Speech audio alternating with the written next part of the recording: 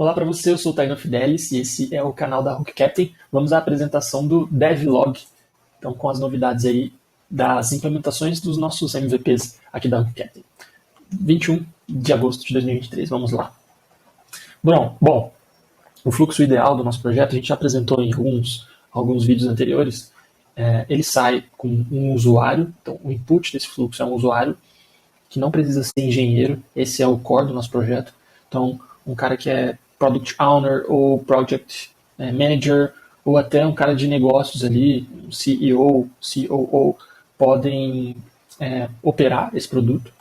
Então, esse usuário com linguagem natural, ele consegue interagir e fazer iterações de melhoria em um conjunto de ontologias, certo? Ontologias de dados e processos do domínio do programa dele. E aqui a gente está falando de qualquer problema voltado a negócios, que a gente consiga imaginar ali com agentes, com entidades que a gente geralmente costuma pensar em ERPs, CRMs, então usuários, empresas, transações, esse tipo de software que não é muito voltado, por exemplo, a um software para carros ou software para foguetes, não, software mais voltado a negócios, ERPs, entre outros, e-commerces e tal. Então, esse usuário consegue, a partir da linguagem natural, criar essas ontologias, ele consegue validar ou não, então ele já tem uma visão desse mapa de ontologias a partir de uma interface. Da ontologia, o próprio software já gera alguns artefatos que são pré-geração de código, que a gente está falando de UML ou BPMN, então são artefatos tanto voltados a dados quanto a processos. Software vai ser ou dados ou processos que vão delinear o domínio desse problema.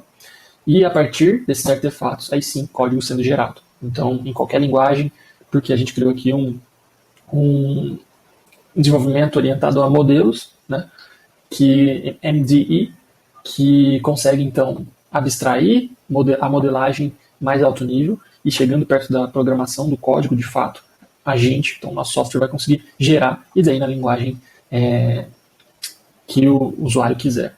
Aqui algumas ideias de produto.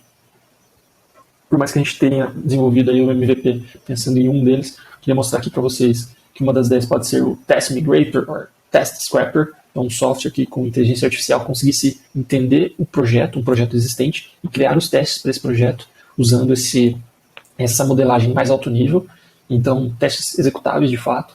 Project Understander, que é um produto com fluxo inverso a esse fluxo que a gente apresentou aqui, que seria de geração de código. Aqui ao contrário, seria com um projeto existente a gente entender esse projeto para gerar a arquitetura, a modelagem mais alto nível. Um Wireframe Generator, poderia ser também um produto que seria só essa parte aqui voltada à geração de interfaces, especificamente, sem toda a engine, todo o motor desse projeto. MVPs para jornadas do usuário, por exemplo, um criador de cenas, um construtor de objetos, um construtor de personas, né, personas são muito úteis ali na fase de ideação do projeto. Story Creator, um MVP mais voltado a agentes autônomos e IPA, né, que é automação de processos, e um tester, uma API de testes que fosse agnóstica, então como se fosse um Postman, mas um pouco mais alto nível, né. Agora eu vou mostrar para vocês a simulação da API. Vocês se lembram desse fluxo aqui? É o fluxo da interface voltada a testes, a simulação da Hook Captain. E eu tinha desenhado ela assim. Então aqui é uma página de login, você poderia carregar ou criar um novo cenário. E aqui você teria uma IDE, um ambiente de desenvolvimento, que funcionaria com essas duas abas principais, cena e storyboard. A ideia da cena é você criar uma cena mesmo, em um mundo 2D. Então você colocaria assets de mapa, agentes na cena. Então aqui eu estou colocando um usuário, uma casinha. A ideia é simular um e-commerce. Você moveria isso para o tempo para frente, você moveria o agente para a direita aqui, né? Você conseguiria mover de novo o tempo, moveria o agente para baixo, movendo ele aqui. Você conseguiria dar um play nisso, então você criaria a simulação desse cenário, pensando depois em software em testes. Ao mesmo tempo, você tem uma view de storyboard. Então, você está criando a cena, mas também está criando o fluxo, os processos dentro dessa cena. Então, você já criaria os dois agentes, um evento de início, um evento de fim, e ali mover, esperar e mover, né? Quando você mexeu no tempo ali, você incluiu um esperar. Você pode customizar essas atividades, que é como a gente tem chamado. Então, também mantendo aqui uma ideia de objetos que você consegue editar. Então, para cada atividade, você consegue editar ela. Então, ver o que ela faz. Nesse caso aqui, o wait ele espera, o mover move um agente para um ponto x, y no mapa. Consegue fechar isso aqui e você consegue editar o agente. Então, pensando ali no e-commerce, esse agente pode ser, sei lá, a Maria. Pensando já no BDD e TDD, a ideia de testes, uma persona muito bem definida. Você tem um nome para ela, você tem um sprite, uma carinha para ela. Você conseguiria editar esse agente. E ao mesmo tempo que você está criando um agente, está criando a sua historinha, você também está criando classes no nível mais abstrato da aplicação. Você conseguiria adicionar atributos, como por exemplo, idade desse agente. E ao mesmo tempo você já está editando essa classe, que aí ela não tem uma instância, mas tem sim métodos mais abstratos, né? Nome, idade, que é um número. E aqui vamos adicionar, por exemplo, dinheiro como um atributo dessa classe aqui, né? Então a gente volta lá para a tela inicial. Veja que agora ele já tem dinheiro aqui e uma idade. A gente fechando isso aqui, a gente pode adicionar itens também pela view do storyboard, conectar isso aqui, editar essa atividade, adicionar novas atividades, conectar isso. Então essa atividade, por exemplo, aqui, ela subtrairia do agente 1 30 dinheiros, né? Inclusive a gente pode chamar isso de uma URL terceira, ou seja, de um microservice, por exemplo. A gente pode mudar o nome dessa atividade e volta para a cena e agora a gente editou a cena pelo storyboard, então incluindo ali a caixinha. Olha para a quantidade de dinheiro, então ele sai lá com 100 de dinheiro e ao dar o play, ele vai se mover, vai chegar na lojinha, vai nascer uma caixinha ali e agora ele tem 70 de dinheiro. E agora o MVP disso. Então vamos lá. Esse aqui é o MVP do projeto. Então a gente integrou com o Google. E a primeira página, a gente listaria os projetos, pensando que o projeto é aquela divisão mais alto nível na hierarquia da modelagem aqui. Então o projeto seria um escopo único, um mundo. O mini mundo seria um projeto. A gente abriria um projeto, podemos criar um deles. E aqui dentro do projeto, a gente dividiria em cenas, que é a parte mais visual do projeto, e histórias. Beleza. As cenas, vou abrir aqui uma delas, Purchase Process. Se trataria do quê? De um cenário 2D, então com assets de mapa. Então, por exemplo, aqui a gente pode desenhar mesmo o cenário do domínio do nosso problema. Então, a gente coloca aqui.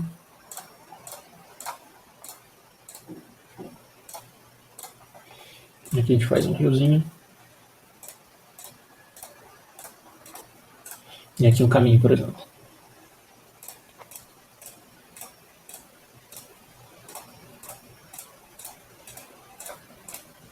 Isso tudo pode ser melhorado, é claro.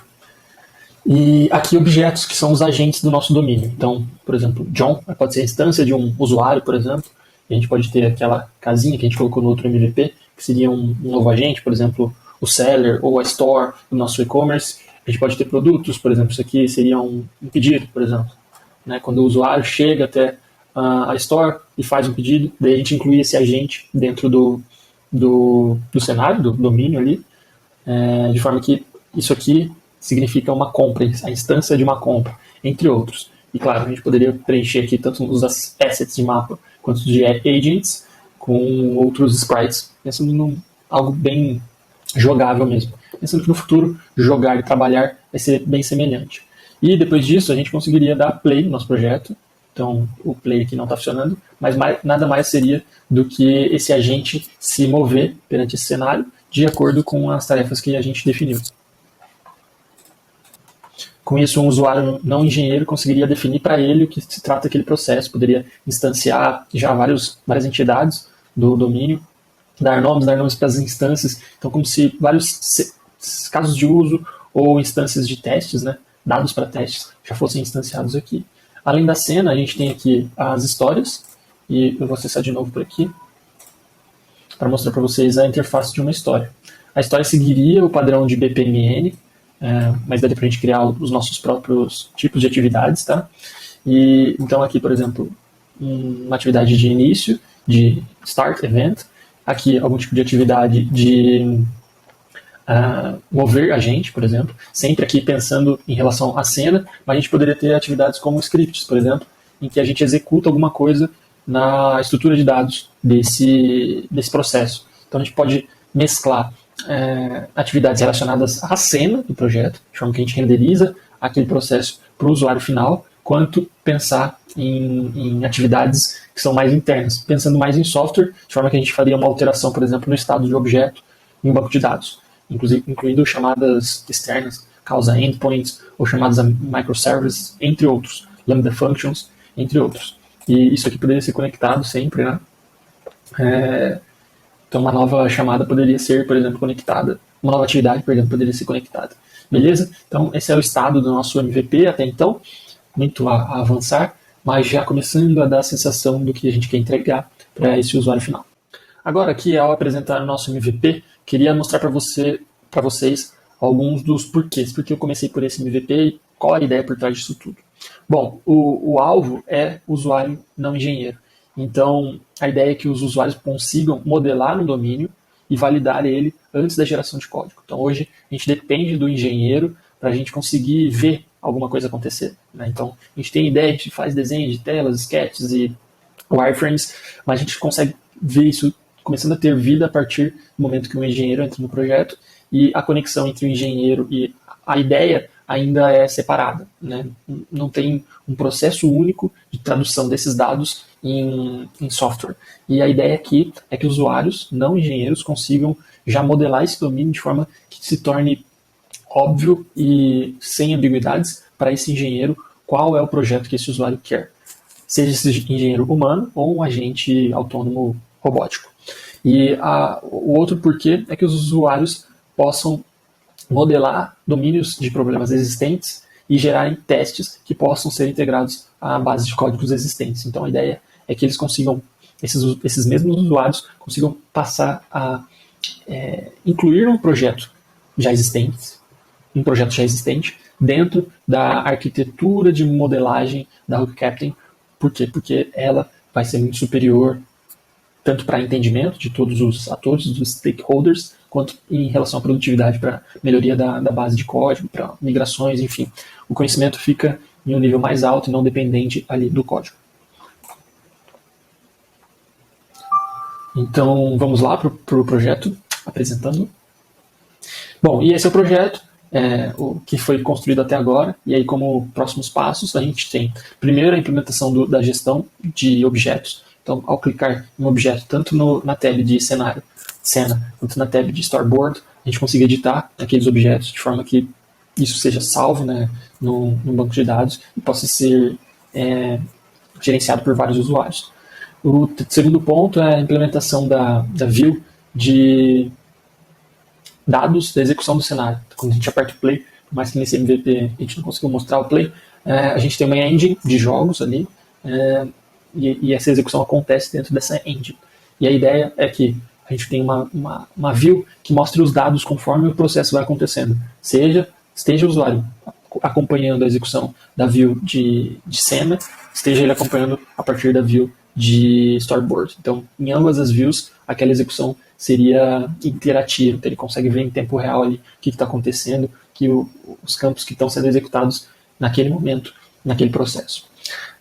E depois aí a inclusão de inteligência artificial no projeto. Primeiro ponto, a implementação de uma interface de linguagem natural, de forma que via linguagem natural a gente conseguisse gerar cenas e storyboards, ou seja, de um texto, né, humano, e minha intenção inclusive que a gente inclua o passo, né, o step, voz para texto. Então, de uma voz humana a gente conseguir gerar todos os artefatos necessários para a criação de cenas e storyboards, e depois desse passo, daí o passo final para o MVP, que daí completa o que eu tenho em mente, a implementação de um estado de ontologias. Então, de forma que a gente tivesse um input de linguagem natural, a gente tem um conjunto de ontologias em que a gente consegue modelar todas as verdades que estão na mente daquele usuário construtor, designer, e das ontologias a gente consegue criar a tradução, conversão ou transformação para cenas e storyboards, que são dados e processos, não mais do que isso. Né?